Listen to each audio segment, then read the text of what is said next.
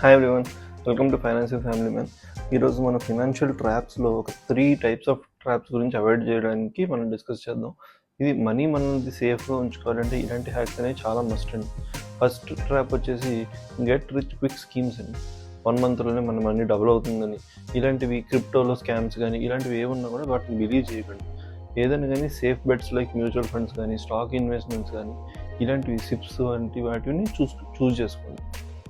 ఒక 10,000 సిప్ చేసినా కూడా 12% రిటర్న్స్ బేర్ మినిమం ఎక్స్పెక్ట్ చేసిన 5 ఇయర్స్లోనే మనం 18 lakhs వరకు మన అమౌంట్ని బిల్డ్ చేసుకోవచ్చు. నేను మా ఫ్రెండ్ ఒకడు ఇలాగే ఒక 2 lakhs స్కామ్లో ఇరుక్కుపోవడం అనేది నా కళ్ళారా నేనే చూశాను. సో ఇలాంటివి ఏవి కూడా మనం బిలీవ్ చేయలేం అండ్ ఎవరిని క్వశ్చన్ కూడా చేయలేం.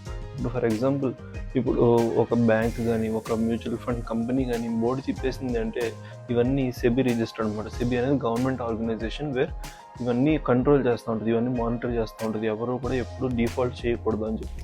సో ఈవెన్ ఇఫ్ ఏదైనా జరిగినా కూడా మనం వెళ్ళి గవర్నమెంట్ అడిగితే గవర్నమెంట్ మనకి హెల్ప్ చేసే ఛాన్స్ ఉంది. బట్ ఇలాంటి అన్రెగ్యులేటెడ్ ఆపర్చునిటీస్ ఏవైతే ఉంటాయో వాళ్ళు ఎటువంటి ఇష్యూ క్రియేట్ చేసినా కూడా మనం ఎవరిని క్వశ్చన్ చేయడానికి ఉండదు. సో ఎప్పుడు కూడా సెబీ రిజిస్టర్డ్ ఫండ్ మాత్రమే, ఫండ్ మేనేజర్స్ కానీ ఎవరైనా కానీ వాళ్ళ మాటలు మాత్రమే మనం బిలీవ్ చేయాలి. So second type of trap వచ్చి అన్వెరిఫైడ్ లోన్ యాప్స్ అని. చాలా చాలా చాలా డేంజరస్. వేర్ మనకి హై ఇంట్రెస్ట్ ఉంటుంది, హిడెన్ ఫీజెస్ ఉంటాయి. ఇలాంటి యాప్స్ అనేవి ఎప్పుడు డౌన్లోడ్ చేయకూడదండి. వాటిని ఎప్పుడు కూడా మనం ట్రస్ట్ చేయకూడదు.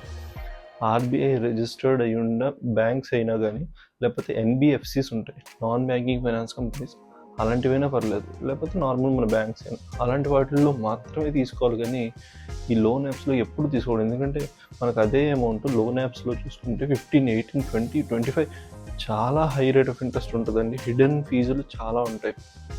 దాంతో కంపేర్ చేసుకుంటే ఆ యాప్ బదులు మనం ఏదైనా నార్మల్ మన గవర్నమెంట్ సర్టిఫైడ్ బ్యాంక్స్ అయినా ఎన్బిఎఫ్సిస్ అయినా కూడా ఒక 10-12%కి లోన్లు ఇచ్చే ఆపర్చునిటీస్ నేను చాలానే చూసాను. సో ఎప్పుడు కూడా ఈ యాప్స్ జోలికి వెళ్ళకండి. ఎందుకంటే మనం చాలా డీప్గా పిండేస్తాయి, మన మనీ మొత్తం స్మాష్ అయిపోయినట్టు అన్నమాట.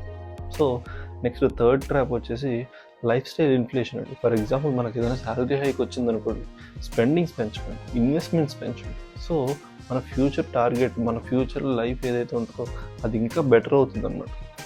ఒక 75,000 శాలరీ ఉన్న పర్సన్ అయినా కానీ అది 90,000కి హైక్ అయినప్పుడు ఎక్స్ట్రా వచ్చే 15,000లో అట్లీస్ట్ ఒక 10,000 అయినా కానీ దాన్ని ఎస్ఐపిసికి పెట్టేసి. ఎందుకంటే మనం ఇప్పుడు శాలరీ పెరిగింది కదా అని చెప్పి వెంటనే మనం రోజు 3 పూటలు తినేది 6 పూటలు తినం కదండి.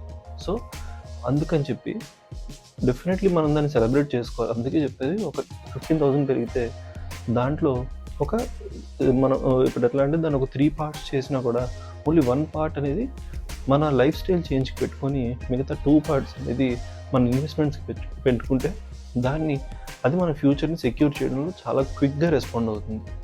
ఇలాగా నేను హైక్ వచ్చినప్పుడు నా సేవింగ్స్ అనేవి కంప్లీట్లీ బూస్ట్ చేశాను. దాని ద్వారా నా టార్గెట్ అనేది అరౌండ్ 2 years అనేది ఎర్లీగా అచీవ్ చేయడానికి నాకు ఈజీ అయిందనమాట.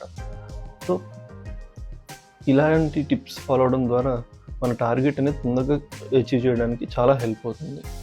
ఈ ఫినాన్షియల్ న్యూస్ అనేది ఎప్పుడైనా వెరిఫై చేసుకోండి. మనకు ఎవరో ఏదో పంపించారు కదా అని చెప్పి దాన్నే గుడ్డిగా నమ్మి మనం దాని ద్వారా డెసిషన్స్ తీసుకోకూడదు. వాట్సాప్ ఫార్వర్డ్ మెసేజ్లు కానీ, ఎక్స్లో ఎవరైనా కానీ పోస్టులు పెట్టినా కానీ దాన్ని బ్లైండ్గా ఫాలో చేయకండి. సెబీ రిజిస్టర్డ్ సైట్స్ ఉంటాయి, మనీ కంట్రోల్, టికెట్ టేప్, ఇలాంటి వెబ్సైట్స్లో ఏదైనా న్యూస్ వస్తుంది, అలాంటివి అబ్జర్వ్ చేయండి. అంతేగాని దేని పడితే దాన్ని తీసుకొని దాని ద్వారా మీరు ఇన్వెస్ట్మెంట్ డెసిషన్స్ అనేవి తీసుకోకండి. ఓకే, ట్రాప్స్ అనేవి ఎప్పుడైనా మనం తప్పించుకున్నట్టయితే మన వెల్త్ అనేది ఆటోమేటిక్గా గ్రో అవ్వడం స్టార్ట్ అయినట్టేనండి. ఓకే, సబ్స్క్రైబ్ చేసుకోండి. రేపు డెట్ మేనేజ్మెంట్ గురించి డిస్కస్ చేద్దాం, మనీ స్మార్ట్ అవుదాం, మనల్ని మన ఫ్యామిలీని సెక్యూర్ చేద్దాం. బాయ్.